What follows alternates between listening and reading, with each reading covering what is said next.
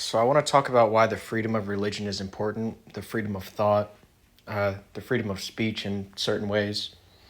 So I don't believe in the universal freedom of religion. Okay, if your religion contradicts uh, with the laws in such a severe way, um, aside from just being false or like provably wrong, but if it's like actually harmful and violent and stuff like that, if they're stealing or something like that, then I don't believe you should be free to practice that religion in the United States or any country that enforces our type of government.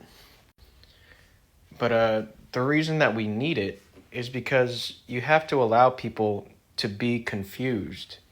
Like, you have to give them room to consider, we don't know what the universe is about. Like, we don't have well known, provable explanations.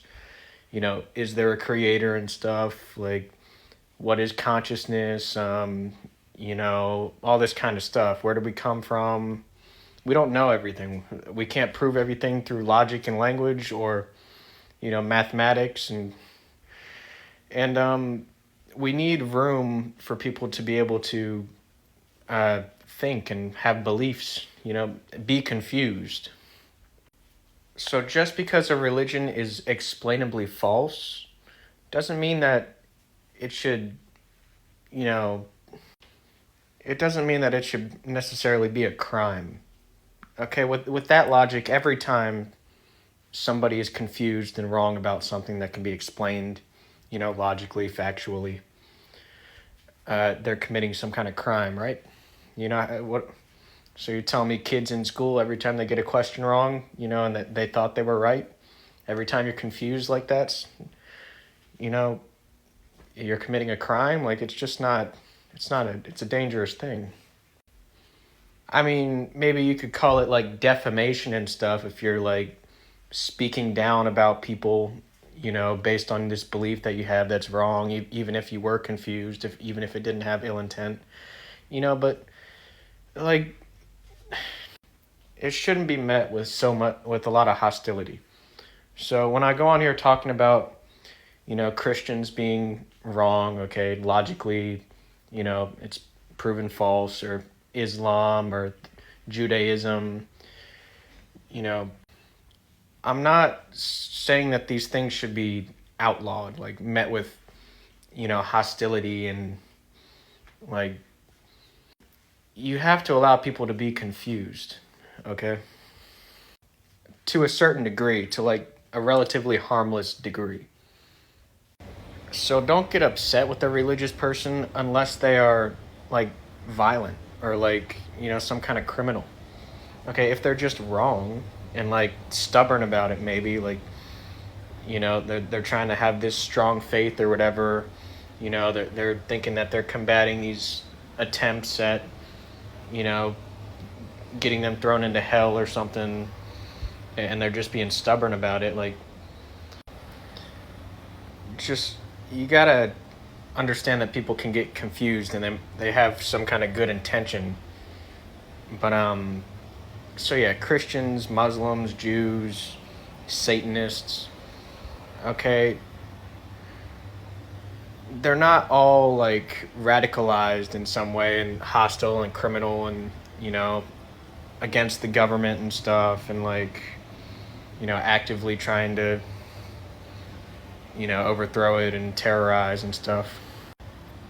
There are different interpretations. Sometimes they're not aware of the interpretation, whether it's the intended interpretation from the creator of the religion or not.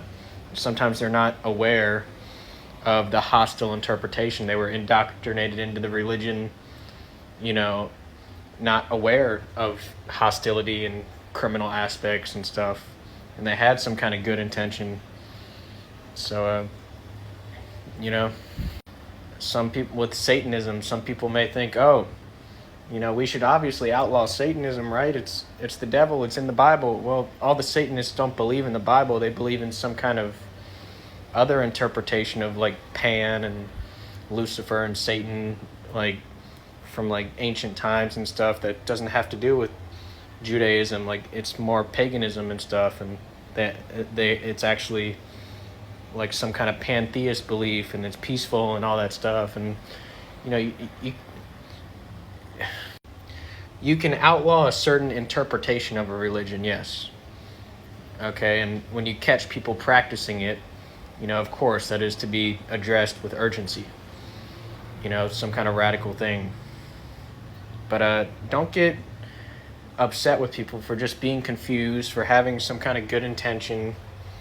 They're not hostile and just like so blatantly, evil and just like irresponsible. They should have known better. You know what I mean? Like, it's not like totally outrageously just disappointing and out like.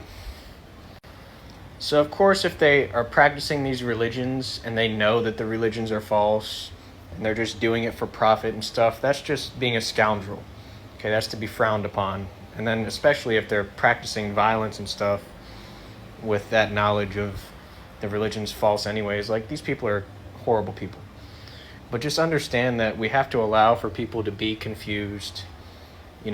When they have good intention, they're not trying to be hostile. They're allowing for free thought and stuff. And, they agree with the principles of the United States and, these kind of Freemason ideologies of everybody comes together and talks in a non-hostile manner. We allow for confusion and, exploration. That's what life's about. We don't know everything. You allow people to be wrong about stuff, and you just enforce laws. So I recognize that people just get confused.